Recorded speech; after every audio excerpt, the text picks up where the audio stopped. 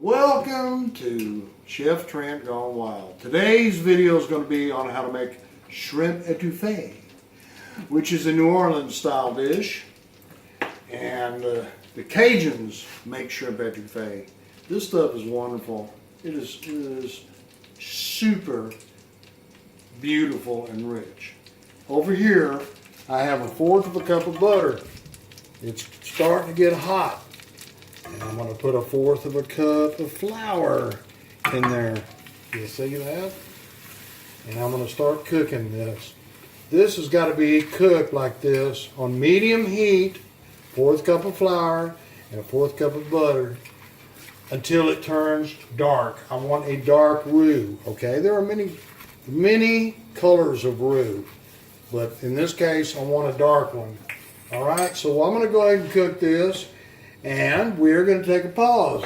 During this pause, Chef Trent will be stirring his roux constantly. You have to stir it constantly. But he can do 2 things at once.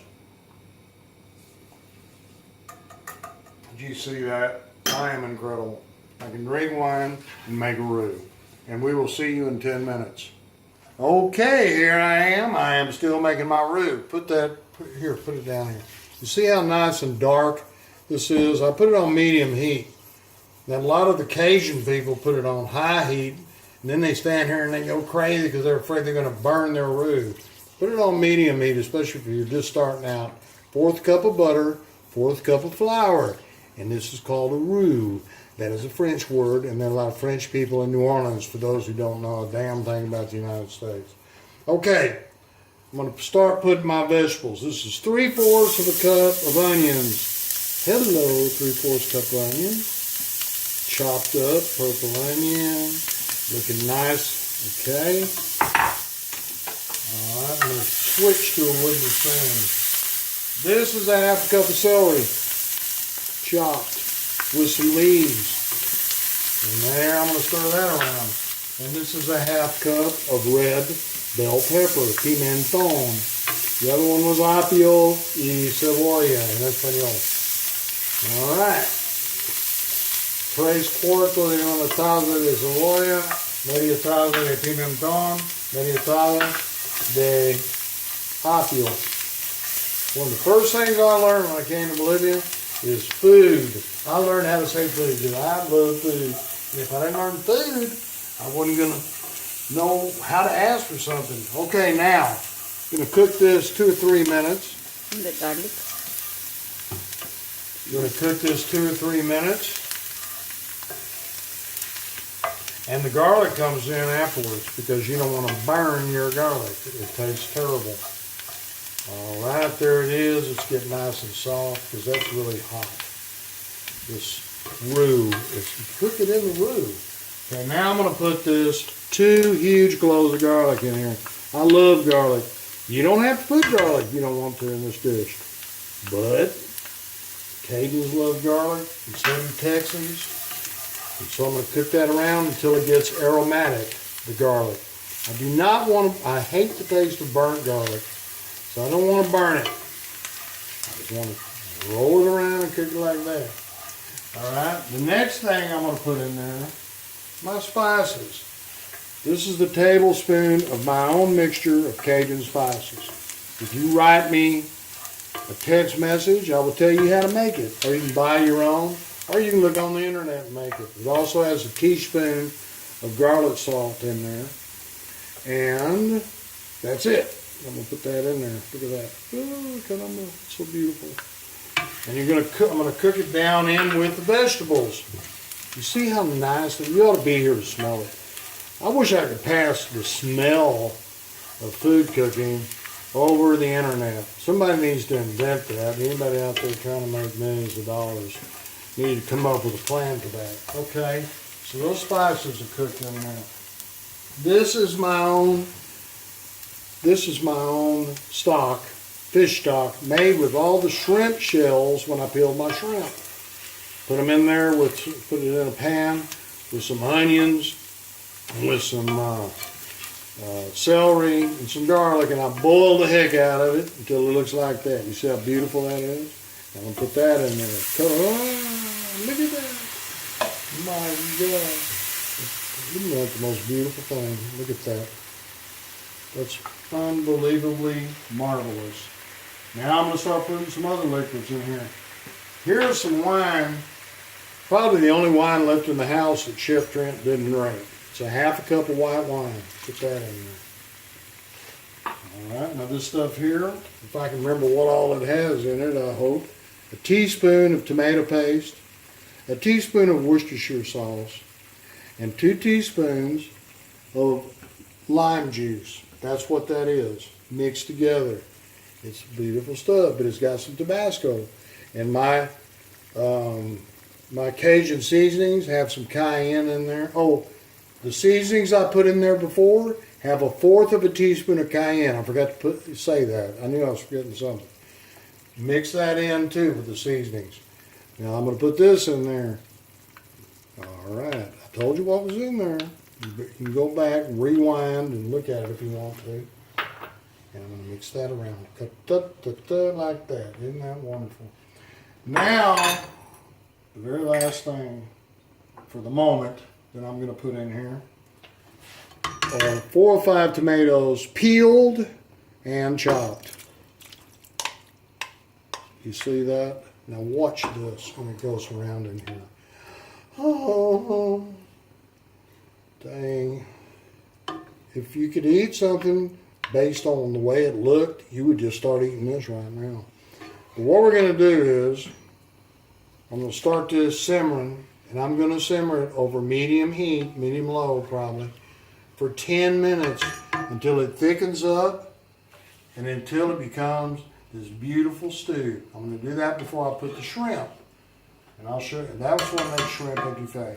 And I'll show you what that looks like in 10 minutes. Now, what a beautiful day. It's like so sunny. And look, I'm going to show everybody. It is summertime out here. Look at that. Oh my God, look at those palm trees we have. So what we're going to do is, after I finish cooking this, we're going to eat it, and we're going to the pool. And we're going to lay by the pool, and I'm going to use my Bose speaker, I'm going to listen to good music, and I'm going to have a good time. Because I'm retired. I can do whatever I want, including sipping this wine. Okay, let's look over here. Been cooking 10 minutes. I want to show you this beautiful stuff. Look at that. Look at that. Oh my God. And me and Charlie, we cheated and we tested it. We tasted it. And it's not even ready yet. And it's fabulous already. Now what I'm going to do is I'm going to put a pound of shrimp in there. These are a pound of peeled and deveined shrimp. These are actually prawns. And you know what? We found these over at a place called Pejerey here in Santa Cruz. They have great frozen fish. It's so fresh. I'm not kidding. And in this place called Pejerey, it's on 4th Ring. It's between Banzer and Benny. It's on the inner circle side, on the inner side, okay? You need to go in there and check it out. We bought sea bass. I bought baby octopus. I'm going to show you what I'm going to do with those. And I bought these beautiful shrimp, and they are huge. And they're huge for Bolivia, I guarantee you. Look at that. So I'm going to put these in here, ka-choom, like this. I'm going to stir those around. I wanted to cut them. I thought about cutting them in half. And my wife said, no, I like big shrimp. I want big shrimp. We don't get big shrimp. So if you want to, you can cut big ones in half so you get a bite of shrimp every time.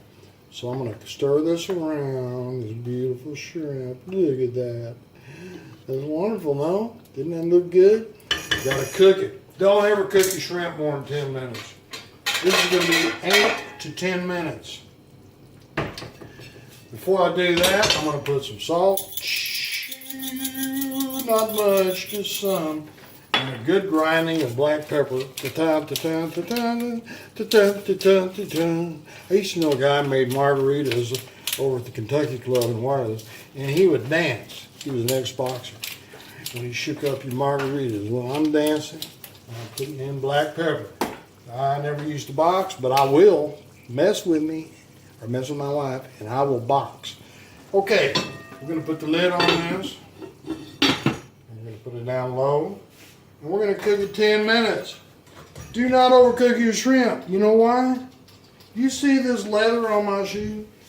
That's the texture it will have if you overcook shrimp. I can't tell you how many restaurants I've been to where they overcook my shrimp, and it was horrible. Just cook it till it's pink. I'm putting it on 8 minutes, and that's probably enough. All right? If you know.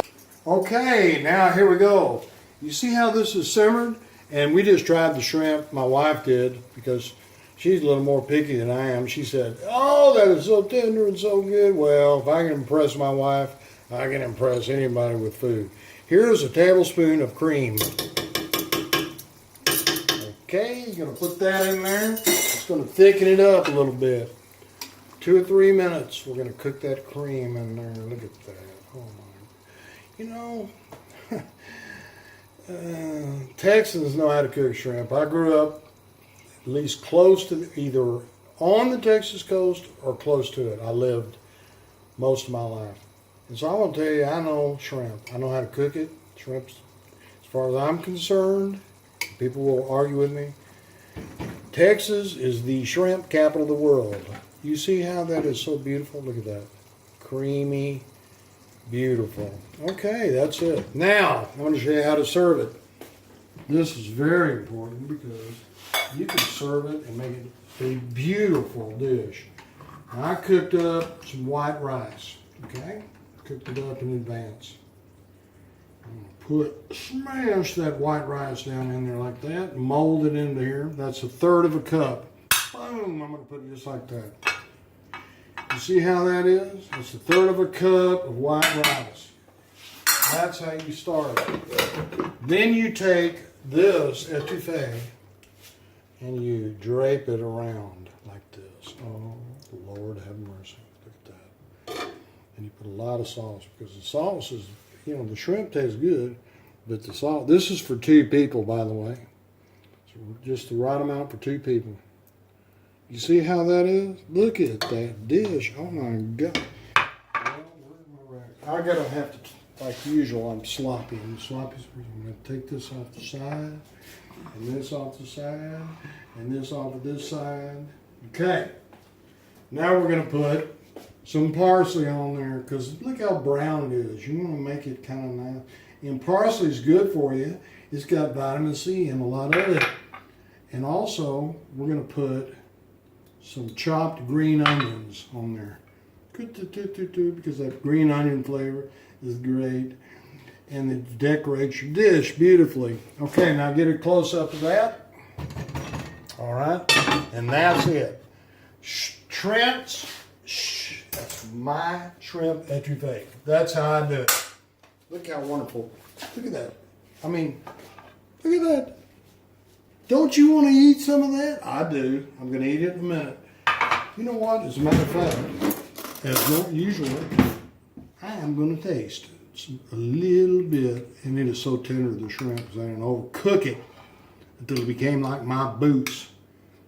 All right, there we go. A little bit of rice.